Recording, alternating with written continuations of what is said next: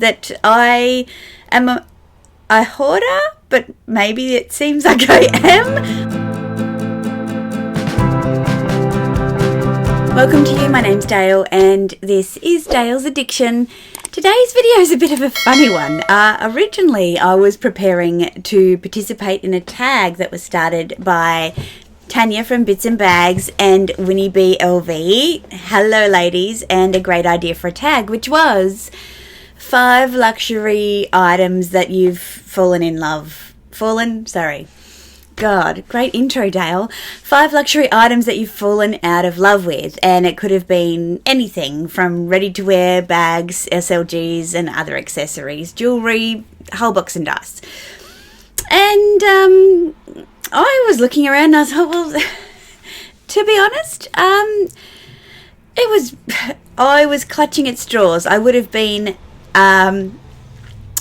faking it. I would have been mooching around my wardrobe, trying to find things just to participate in a tag. And I thought, why would you do that to yourself, Dale? Like, that's stupid. So I thought I would kind of put a twist on this tag. By the way, it is great news that there are, everything that's here is here for a reason. But there was a question asked recently on my channel around... are there things that I have that I don't use very often? Yes. And how do I kind of justify or explain why I keep those things in my collection? So despite the lack of use, what's their role, I guess, and I know that I hate calling my things a collection because there's nothing in common with them. Like, I have no theme or vibe really. So just buy what I like. But yeah, so I thought instead of responding to that tag, I'm actually going to flick it and talk about some things that I have rarely worn over this past year, and why I still have them and why I'm not going to sell them. So I hope that is of interest to you, because for me, I, think that we can justify anything, but we do live in a pretty cyclical kind of luxury economy, so to speak, where people are constantly turning things over that they don't use, and I get that, and it's not like they're going to landfill because people are buying them, but why hang on to things if you're not using them very much? So if you know me, I'm not a particularly sentimental person. But I will say up front that I acknowledge that I have a privilege where I don't necessarily have to sell things in order to fund other purchases, and so that's not a motivation for me, which may well be a motivation for other people, in addition to just not having things that hang around that they can't justify keeping. So let's get on to my 5 items in this category. Now, the first one I want to bring to your attention is this rather dusty pair of Hermes Sandals. Look how dusty they are. I pretty much forgot about these, to be honest. In my recent Q&A video, someone asked me, I think it was Holly Grace, do you visit the Hermes boutique and what do you have from Hermes? And I literally have a pair of Sandals, a belt that I purchased pre-love, and these Legend sandals. And I've bought the shoes from the local boutique here. Why are these covered in dust? Well, the truth be told, they're just a bit bloody uncomfortable, to be honest. I think these are made in this leather is a bit softer than the leather in the Iran sandals. However, it's quite narrow across this front part of the foot, and I wear these in summer, and in summertime your feet get hot. It's not the nicest feeling, so I actually just have to stretch these out. I bought some shoe stretchers from Amazon. I need to do that. And I guess I haven't been going, I really love to wear those shoes, but they're too tight. I've kind of just dismissed them. Would I sell them? I mean, They're in great condition, but no, why would I sell them? Like, I'm not going to make any money off these. I'm going to spend a lot of time selling them. I'll probably buy them back again because who doesn't need a pair of tan wedges in their life? So I'm going to stretch them. I'm going to see how they go. But I think they're just, it's just a bit of a learning for me, these ones. And I will wear uncomfortable shoes. I will. I'm not going to lie about it. Like, that's just a part of enjoying these beautiful, fickle things we call fashion items. So, yeah, these ones, do I absolutely adore them? No.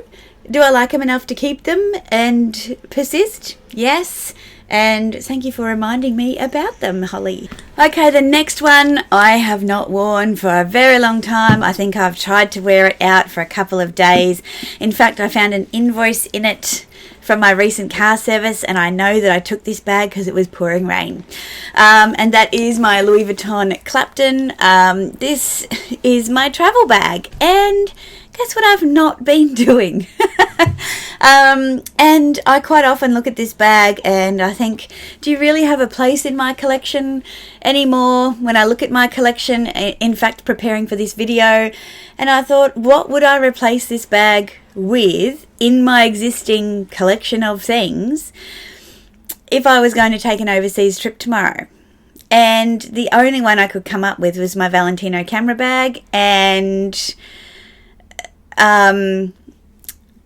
I don't think that's enough of an option for me just to have one, in terms of it's the size that will fit everything that I need it to fit. So this bag is a discontinued bag from Louis Vuitton. I think the backpack can still be found on the website in various forms, maybe. But this particular bag no longer exists through the boutique. You have to search it up pre-loved. It is an absolute winner of a bag for a travel bag. I have made a video comparing this to the Pochette Matisse and why I think it's a much better option. Look, I'll show you one of the real reasons it's the better option. Look at that. Look. Easy in an empty bag. Easy to open and close it. Inside, you've got great organisation with nice, big, beautiful lined interior, a zip pocket in the middle. Then you've got another big compartment. I've just got my dust bag in. You've got two little slip pockets for organisation as well, and a great adjustable black leather strap that is detachable as well. And what we all love about a travel bag is that back pocket. So a great weather hardy bag. It doesn't have any vachetta on it. The damier ebene pattern this is my only piece of damier ebene, and I really love it. I think it goes with everything. So yeah, big fan of it, but haven't worn it. It's not going anywhere. Sorry, guys. The next piece that I love was the first piece I bought from Fendi. I'm not sure what order they were on my receipt, but it's this little Bug Eyes or Monster key pouch. This one I absolutely adore. I do not wear it very much because of these little eyebrows, and in some of my bags they are leather lined, or I've put other small leather goods, and these kind of don't play nicely with other things. So I adore this. I would love a bag, and I know a few of you have shared some bags, but I don't. Those style of bags are a little bit too structured for me. But I would have loved to have had a peekaboo with this kind of vibe poking out the front in the medium size. I just think it's so fun, and it's what drew me into Fendi at the very beginning. So again, not used very much, not going anywhere. Okay, this next piece. For those that know the story behind this bag, but this is my Louis Vuitton Capucine BB. Not a bag that you would normally associate with me and my style due to the structure of this, but I have to say this colour combined with this handle absolutely made me want to make this bag mine, and I am so glad that I have. I think the story of the Capucine at Louis Vuitton is beautiful. I think the people that complain about Louis Vuitton trying to get people away from canvas, like, they're a brand, they're evolving, it's what they do. I don't think that that's a bad thing, and I think when they're offering incredible designs like this, like just incredible designs with this cheeky little personality, the shoo handle it's called, I'm up for that. I'm open to that. And this is not a style of bag that I carry a lot because I like to carry this handheld. And in our summer climate, I think you tend to get a lot of things on your hands. Sunscreen, just, the warmth of your body. And I don't want to damage this, so it tends to be a winter bag for me. I've talked about the fact I do a lot of top handles in winter. I quite love the silhouette of the top handle in winter. So even though cost per wear on this bag is still pretty high, I adore it and I have no regrets. I've actually got 6 items, so let's just keep going. The next one is this gorgeous little Valentino mini rockstar bag in the powder pink kind of nude colour.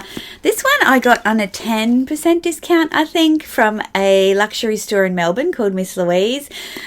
I think this is the most gorgeous little bag, and to be honest, the only reason that she hasn't been getting much love, I mean, she's in beautiful condition, is because I've started to not worry about whether a bag is an evening bag or not, because I was associating this very small size as an evening bag.